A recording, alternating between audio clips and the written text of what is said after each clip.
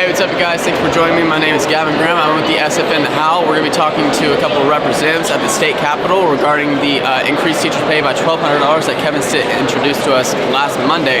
And it's just going to be talking to people, like seeing what their perspective is, see if there's going to be like another teacher walkout possibly happening. And yeah, we'll just see how it goes.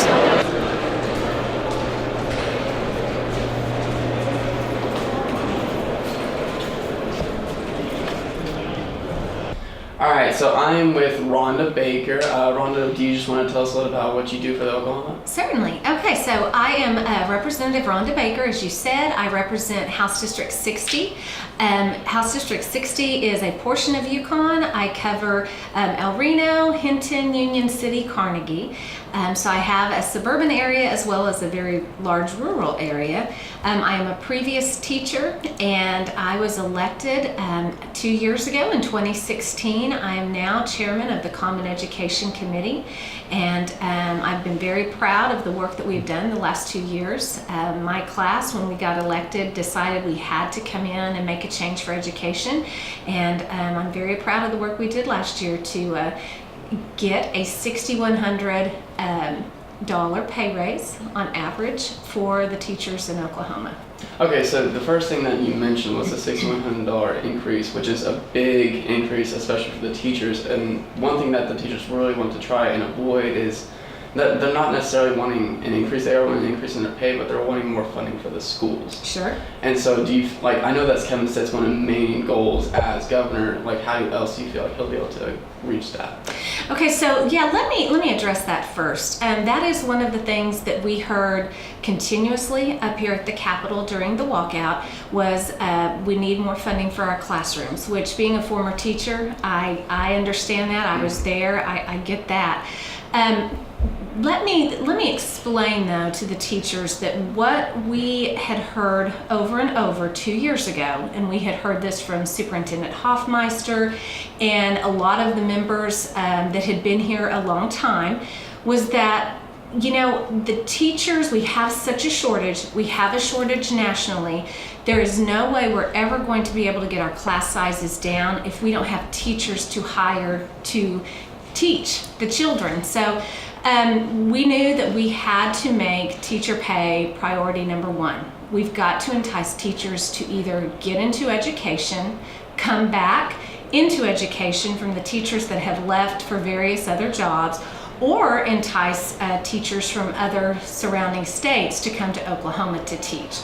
So the governor wants to continue on what we've started, and that is, let's make our teachers pay number one in the region. We again are over 4,000 teachers short. I believe the number I heard today was about 4,900 teachers short. So yes, we know we have got to get our class sizes down, but we have to be able to hire teachers in order to have a body in there in front of the students. So that's the number one goal. Let's get our teachers to number one in region and regional pay, and let's put additional money into that funding formula so that those local districts can make those decisions on lowering class sizes, or if you are in a rural school, that may not be your problem. I want to like expand those possibilities to each school, like incorporating the technology, because that is becoming a big priority right now.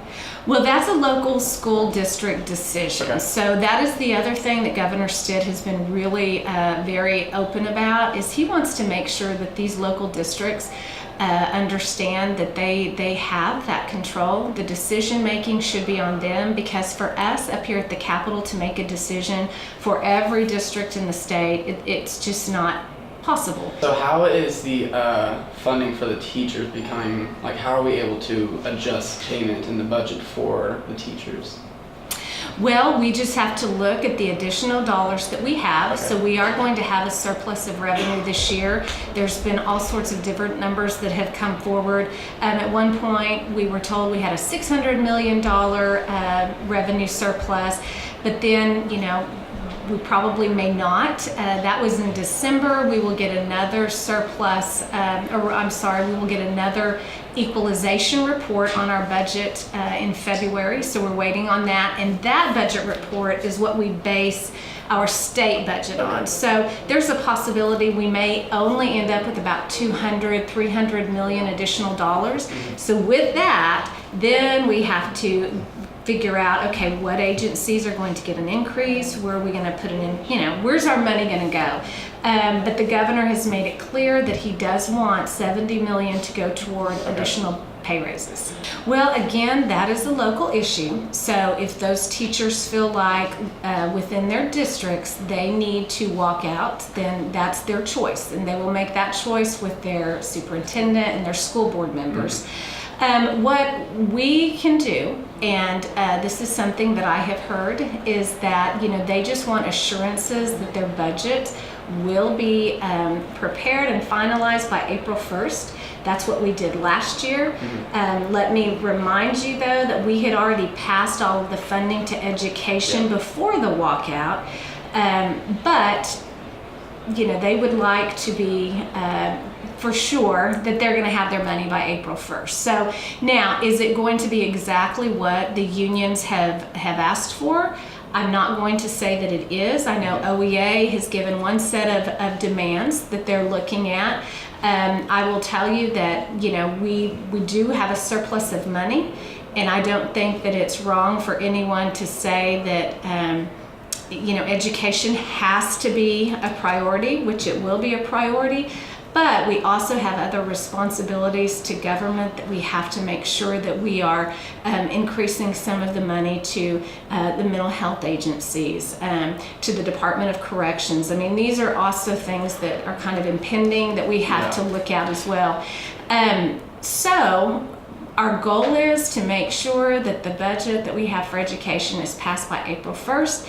And if the teachers at that point feel like they weren't happy, weren't satisfied, then locally that will be a decision they will have to make. Anyway. All right, I think that answers all of our questions. Good. We thank you so much. All right, thank you for coming.